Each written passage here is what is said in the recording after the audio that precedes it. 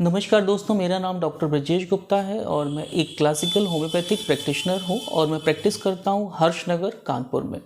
जो आज हम लोग चर्चा करने जा रहे हैं उसका विषय है कि वो कौन से गोल्डन रूल्स हैं जो सभी पेरेंट्स को फॉलो करने चाहिए जिनके बच्चे स्पेशल चाइल्ड हैं। स्पेशल चाइल्ड से मेरा मतलब है कि ऑटिज़म से जो है।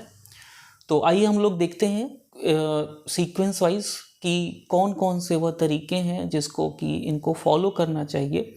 और इन गोल्डन रूल्स को कोई पैरामीटर नहीं है और ना ही ये कोई नियम है।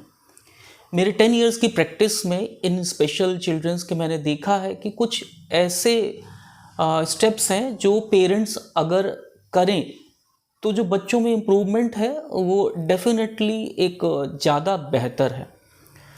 तो ऐसे बच्चों को देखते हुए हम लोगों ने इस तरीके से थोड़ा सा जो है एक सिस्टम बनाया जो सभी माँ बाप को हम लोग बताते हैं कि आप लोग इस तरीके से फॉलो करिए तो डेफिनेटली आपको एक बेहतर परिणाम मिलेगा और आपका बच्चा सुधार की तरफ और ज़्यादा प्रोत्साहित होगा। तो चलिए हम लोग देखते हैं। पहला है कि एक्सेप्टेंस इन द फैमिली।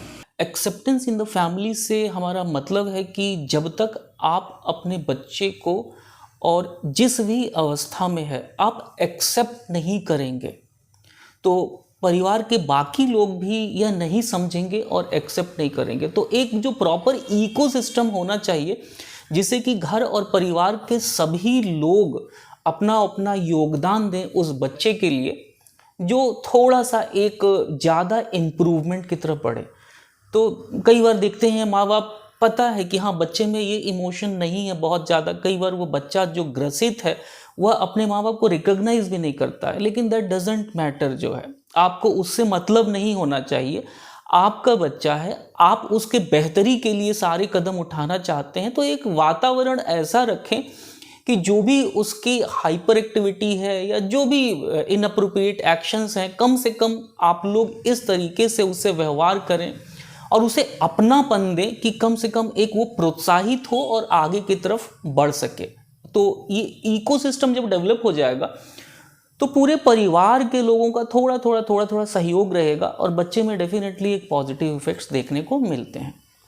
और इसके बाद का अगर हम देखते हैं तो पॉजिटिविटी एंड होपफुलनेस, कि बच्चा आपका है, आपको पॉजिटिव रहना है और एक आशावादी हो करके जो है उसके साथ लगना है।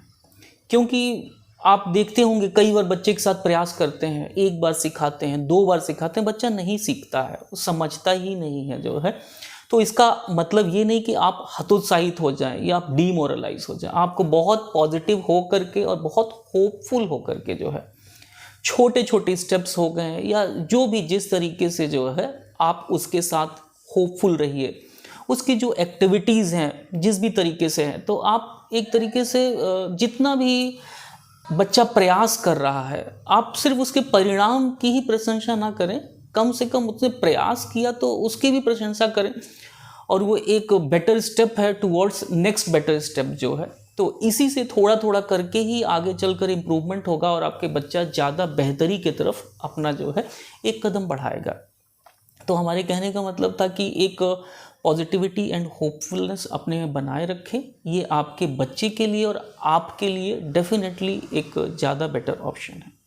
और अगर हम तीसरा बात करते हैं कि आखिर एक्सेप्टेंस इन द फैमिली हो गया, पॉजिटिविटी एंड होपफुलनेस हो गया, इसके बाद है कि लव केयर एंड अफेक्शन जो है।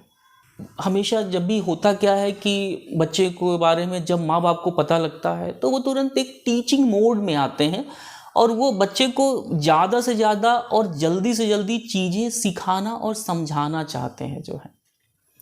आप चाहे स्ट्रिक्ट हो करके या किसी भी तरीके से, लेकिन फर्स्ट ऑफ ऑल आपको समझना पड़ेगा कि उसकी मानसिक स्थिति क्या है जो है। आप लव अफेक्शन और केयर जो है आप इतने प्यार से बच्चे को हैंडल करिए, आप उससे समझिए, उसको समझाइए। आप जो है एक सहानुभूति का एक बिहेवियर रखिए उसके साथ में, क्योंकि चाहे जितना भी इनअप्रोप्रिएट बिहेवियर कर रहा हो बच्चा, आपको यह पता होना चाहिए कि वह बच्चा अगर पता होता कि वह खराब बिहेवियर कर रहा है, वो किसी को कष्ट दे रहा है, तो वो कभी नहीं करता।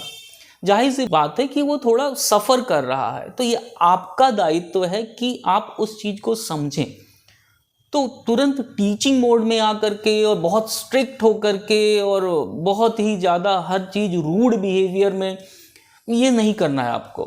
कई बार देखा है ऐसा कि माँ बाप इतने ज़्यादा डेस्परेट होते हैं उसको एकेडमिक्स के लिए कि हर से चल रहा है, बच्चे का ट्रीटमेंट भी चल रहा है, बच्चे का ओटी सेशन भी चल रहा है, बच्चे का स्पीच सेशन भी चल रहा है, मतलब और बच्चे का हाल तो आप समझ ही सकते हैं। जो नॉर्मल बच्चे होते हैं उनका क्या हाल होता होगा इतने सारे सेशंस के बाद में, तो आप क्या एक्सपेक्ट करते हैं कि जो बच्चा स्पेशल चाइल्ड है उसका क्या रिएक्शन होगा इन सब चीज़ों से। तो हमारे कहने का मतलब यही है कि एक love, affection and care definitely जो है एक साथ में सहानुभूतिपूर्ण और प्यार से आप जब बच्चे के काम करवाएंगे तो वो सीखेगा बच्चा और उस चीज़ को रिप्रोड्यूस भी कर पाएगा। और इसी क्रम में जो चौथा पॉइंट है कि एंगेज विद योर चाइल्ड। आप जब तक बच्चे के साथ एंगेज नहीं होंगे तो आप बच्चे को प्रेरित नहीं कर पाएंगे कि वो आगे मोटिवेटेड हो। एंगेजमेंट से मतलब है कि उसका थोड़ा कम्युनिकेट करें, जो है कम्युनिकेशन आप इस्टेब्लिश करें। और उसके लिए सबसे पहले आपको बच्चे के साथ कनेक्ट होना पड़ेगा। आप सिर्फ टीचिंग नहीं करना है, आपको बच्चे के साथ पहले कनेक्ट होना है। आप उसके स्तर को देखिए और आप अपने स्तर को देखिए, आपको उसके लेवल पर आना पड़ेगा। बच्चे को आप समझाएंगे कि घोड़ा होता है, हॉर्स होता है, तो वो नहीं समझेगा। जो है आप जब तक बन करके उसको नहीं दिखाएंगे कि घोड़ा कैसे चार पैरों पर चलता है या आप घोड़े जैसा बन करके एक फन फील्ड एक्टिविटीज़ करेंगे तो बच्चा डेफिनेटली जो है एक कम्युनिकेशन स्टैब्लिश्ड हो पाएगा और वो आपकी बातों को समझने का प्रयास करेगा। और जब वह समझेगा तो हो सकता है कि अगर उसके दिमाग में इसकी छवि बनती है तो उसे रिप्रोड्यूस भी कर पाएगा। ज़्यादातर होता क्या है, हमेशा हम लोग कोई कम्युनिकेशन से अगर बात करते हैं तो मतलब पढ़ाना ही हो गया या फिर उसको बताना ही हो गया। देखिए, learning is a passive process. बच्चे जब पैदा होते हैं तो अगर हमारे हिंदी देशी बात की बात करें तो आप उसको ऐसा नहीं सिखाते हैं कि खाना खाना बोलना है या पानी पीना बोलना है। बच्चे देखते रहते हैं वातावरण में और सीखते रहते हैं। तो दिस इज़ द वे जो है, learning is a basic passive process. और हम लोग लर्न कैसे करते हैं, या तो अपनी आँखों से देख करके या कानों से सुन करके करते हैं या टच करके हम लोग करते हैं या कॉग्निटिव तरीके से, रिफ्लेक्टिव जिसको हम लोग बोलते हैं। और ऑटिज़म के जो बच्चे होते हैं वो हो सकता है कि यह चार जो हम लोगों ने पॉइंट्स बताए सिर्फ उन्हीं चीज़ों से वह चीज़ों को समझते नहीं हैं, कि वो इन्फॉर्मेशन इनपुट सिर्फ इन्हीं सब चीज़ों से नहीं लेते हैं।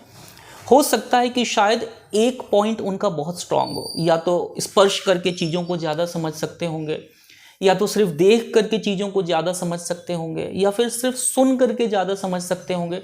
तो बीइंग अ पेरेंट आपको ये समझना है कि बच्चा किस चीज़ से ज़्यादा फेमिलियर है और ज़्यादा इजी गोइंग है। आप उस तरीके से बच्चों को समझाने की कोशिश करें, कुछ भी उसके ऊपर थोपे नहीं। जो है एक लाइट माहौल और फन फील्ड एक्टिविटीज़ के साथ में जो है, क्योंकि जितना फन फील्ड एक्टिविटीज़ के साथ में बच्चे को आप बताने की कोशिश करेंगे वो उतना ज़्यादा अच्छे से समझेगा और हो सकता है वो ज़्यादा बेहतर उस चीज़ को रिकॉल कर पाएगा। ठीक है, तो यह बहुत ज़रूरी है। और चौथे पॉइंट के बाद में अगर हम बात करते हैं, digital screen reduction is one of the most important in autism. जाहिर सी बात है, जो भी इस तरीके के बच्चे हैं और उनका मेमोरी प्रोसेसिंग है या ब्रेन का न्यूरो डेवलपमेंटल प्रोसेस है, उन सब चीज़ों की बात करें कि सोचने समझने और देख करके समझने की, तो वो बहुत ज़्यादा रिलेट नहीं कर पाते हैं कि इतना फास्ट वे में जो भी स्क्रीन पर चल रहा है। और अननेसेसरली माँ बाप को ऐसा लगता है कि थोड़ा सा, चलो माँ सोचती है कि घर में कुछ बर्तन साफ़ कर लें तब तक बच्चा रोए ना, उसको मोबाइल पकड़ा दिए। पिताजी सोचते हैं कि ऑफिस का थोड़ा काम पेंडिंग पड़ा है, मोबाइल पकड़ा दिए। वो थोड़ा थोड़ा करते करते बच्चे का स्क्रीन टाइम ऑलमोस्ट बड़े आराम से 4-5 घंटे का हो जाता है जो है। तो यहाँ आपको हम राय देंगे कि प्लीज़ आप इस चीज़ का रिडक्शन करें और स्क्रीन टाइम मिनिमाइज़ करें। ये बहुत ही अच्छा रिज़ल्ट ओरिएंटेड मेथड है। आप चाहे कुछ भी करते हो, कोई भी थेरेपी करते हो, लेकिन ये एक रिज़ल्ट ओरिएंटेड मेथड है कि reduction in the screen time. और सिमिलरली इसी तरीके से एक और चीज़ है जो कि बहुत इस्टेब्लिश्ड मेथड है कि हाँ, reduction in the sugar intake जो है। आप को पता है जो भी ये ASD के बच्चे हैं या ऑटिज्म जिनको हम लोग बोल रहे हैं, 95% किड्स आर हाइपर एक्टिव जो है, ये कोई भी समझ सकता है। और शुगर का इनटेक उनके लिए इट प्रोवाइड्स अ किक, एक एनर्जी बूस्टिंग एक प्रोसेस स्टार्ट हो जाता है। और जो बच्चा उसके बाद थोड़ा सा एक स्टेबल भी रहता है, वो बहुत ज़्यादा रेस्टलेस मोड में आ जाता है। तो आप इस चीज़ का ध्यान रखें कि रिडक्शन या फिर जो है एक अमाउंट जो ऐसा हो, जो रेगुलेटेड अमाउंट हो। घर में अक्सर देखा गया है कि माँ बाप रहते हैं या दूर से नाना नाती आते हैं, दादा दादी आते हैं, इतने सारे चॉकलेट्स आते हैं, हफ्ता भर चलता है कई बार। तो बच्चा टीडियस में सुबह दोपहर शाम चॉकलेट खा रहा है, कैंडीज आ रही हैं खा रहा है। उसके बाद आजकल क्या एनर्जी ड्रिंक्स का शौक है कि बच्चे जब तक दूध नहीं पियेंगे और दूध में एनर्जी ड्रिंक्स डालकर नहीं पियेंगे कैसे होगा जो है। तो यह सब चीज़ें जो है बहुत ज़्यादा रिजल्ट ओरिएंटेड नहीं है। एनर्जी ड्रिंक्स तो लगभग सभी में ही मैक्सिमम शुगर इनटेक है, तो वो तो अवॉइड ही करना चाहिए। लेकिन जो एक परमिसिबल अमाउंट है कि हाँ, चॉकलेट्स और कैंडीज़ के फॉर्म में, उसको भी आपको कम करना चाहिए। तो ये बिल्कुल आप समझ लें कि जिस प्रकार reduction in the screen time आपको बताए हैं, उसी तरीके reduction in the amount of sugar का भी आपको ध्यान रखना है। और नेक्स्ट पॉइंट हमारा है कि कनेक्शन विद द एनवायरनमेंट। बच्चा जो आपका ऑटिज्म से ग्रसित है, उसकी एक अपनी ही दुनिया है, वो उसी दुनिया में रहता है और वहीं की बातों को समझता है। आपको बीइंग अ पेरेंट या केयर गिवर जो है, आप उसको उसके दुनिया से बाहर निकालना है। और जब तक वो इस्टेब्लिश नहीं करेगा कनेक्शन अराउंड द सराउंडिंग या एनवायरनमेंट के साथ में, तब तक वो उसी से बाहर नहीं आ पाएगा। आप बच्चे को पार्क में ले जाएं, कुछ बच्चों के साथ खेलने के लिए ले जाएं। जब बच्चा रिकॉग्नाइज करेगा छोटी छोटी चीज़ें, तब जा कर के कम से कम वो समझेगा चीज़ों को, अपने एनवायरनमेंट से इस्टेब्लिश करेगा कनेक्शन जो है। तो ये बहुत ही इंपॉर्टेंट फैक्टर है कि आप रिकॉग्नाइज कराएं, पार्क में ले जाएं, सारी चीज़ों के बारे में बताएं। आप रास्ते पे चल रहे हैं, कहीं मॉल में जा रहे हैं, तो कम से कम थोड़ा बहुत बच्चों का रिकॉग्निशन एक बढ़ेगा। जब तक वो एनवायरनमेंट से कनेक्ट नहीं करेंगे, आप एक्सपेक्ट नहीं करते हैं कि एक अपने जीवन में बेहतरी की तरफ वो बढ़ पाएंगे जो है। और एक पॉइंट है कि कम से कम एक बड़ा कंसिस्टेंस एंड डिसिप्लिन आपको रहना है जो है। ये 8 पॉइंट है और एक बहुत ही महत्वपूर्ण है कि कम से कम आप जो बच्चा को आप काम कर रहे हैं, जिस बच्चे की बेहतरी के लिए, कि उसके इतने सारे सेशंस चल रहे हैं, मेडिसिन चल रहा है, और आप चाहते हैं कि वो एक बेहतर इंसान भी हो सके, जो बेसिक चीज़ों को समझ सके, तो एक बहुत ही कंसिस्टेंटली और डिसिप्लिन लाइफ आप उसके साथ करना चाहिए। ऐसा नहीं है आज आपने कोई सेशन किया उसके साथ में, या आज आपने कोई एक्टिविटी की उसके साथ में, फिर हफ्ते भर बात कर रहे हैं। नहीं, आप डेली एक्टिविटीज़, नाश्ते से लेकर के रात के डिनर तक का एक डिसिप्लिन आप उसके साथ जीवन शैली आप इस्टेब्लिश करें। और जो भी उसके साथ में चीज़ें करते हैं, एक्टिविटी, वो बहुत ही रेगुलर वे में करें, तो वो बच्चे का एक लर्निंग प्रोसेस एनहेंस होगी और वो ज़्यादा बेहतर समझेगा। और लास्ट में मैं यही बताना चाहूँगा इतने सारे पॉइंट्स के बाद में, कि आप एक बात समझ ले कि क्वालिटी ऑफ लाइफ, यानी कि एक बेहतर जीवन इस दुनिया में जीने के लिए मोर इम्पॉर्टेंट रादर देन कि एकेडमिक्स में आप इतने ज़्यादा उतावले ना हो जाएं कि आप नहीं बच्चे को तो बिल्कुल इस समय तक जनवरी आ रही है, उसको सब ये पढ़ा देना है, फरवरी आ रही है ये पढ़ा देना है, मार्च से सेशन शुरू होने जा रहे हैं उसका एडमिशन करा देना है, इस स्कूल में कराना है, उस स्कूल में करा देना है। मतलब आप होपलेस हो जाएंगे जो है। आप ऐसा कुछ करें कि आपके बच्चे में इस तरीके का इम्प्रूवमेंट हो कि वो बेटर ह्यूमन बीइंग के तरफ बिहेव करे और इम्प्रूव हो सके। सिर्फ एकेडमिक्स का आपको ध्यान में नहीं देना है कि आप खुद ही आप देखेंगे कि पहले आप इतने एक्सपेक्टेशन रखते हैं बच्चे का इस स्कूल में एडमिशन कराना है, वहाँ से आपको निराशा मिलती है, थोड़ा सा कॉम्प्रोमाइज़ करके नेक्स्ट स्कूल में कराते हैं आप, वहाँ से कॉम्प्रोमाइज़ करके फिर होता है शैडो टीचर लगवाते हैं, उसके बाद कॉम्प्रोमाइज़ करते हैं कि नहीं अब थोड़े दिन हम घर पर समझाते हैं, तो ये एक होपलेसनेस क्रिएट करता है।